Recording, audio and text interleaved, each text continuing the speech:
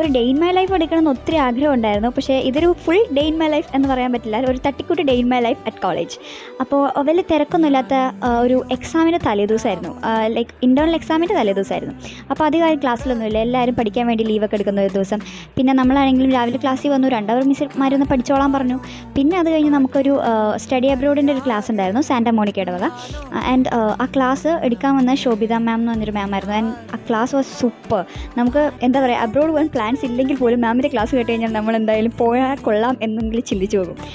പിന്നെ നമുക്ക് lunch break ആയപ്പോൾ ഓൾറെഡി എല്ലാവരും ലഞ്ച് കൊണ്ടുവന്നിട്ടുണ്ടായിരുന്നു. പക്ഷേ പെട്ടെന്ന് ഒരു ഒറ്റ മൈൻഡ്, നമുക്ക് മന്തി കഴിക്കാൻ പോയാലോ എന്ന്. എന്നാൽ എല്ലാവരും ഓക്കെ പറഞ്ഞു. അപ്പോൾ തന്നെ നമ്മൾ ചാടി ഇറങ്ങി. നമ്മുടെ കോളേജിന് താഴെ തന്നെ ഒരു മന്തിക്കടയുണ്ട്, മലബാർ.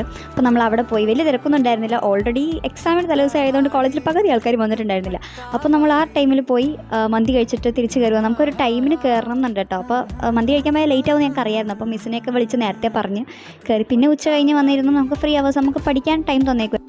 പഠിച്ച് പരവേശമായതുകൊണ്ടൊന്നും അറിയില്ല. പിന്നെ ഞങ്ങൾ നേരെ താഴെ ഇറങ്ങി വന്ന് വീണ്ടും ഒരു നാരങ്ങളൊക്കെ കുടിച്ചു. അപ്പോൾ അത്ര ഉണ്ടായിരുന്നുള്ളൂ ഇന്നത്തെ എൻ്റെ കുട്ടി ഡേ ഇൻ മൈ ലൈഫ്. അപ്പോൾ നെക്സ്റ്റ് ടൈം എന്തായാലും ഞാനൊരു പ്രോപ്പർ ഡേ ഇൻ മൈ ലൈഫായിട്ട് തന്നെ വന്നിരിക്കും.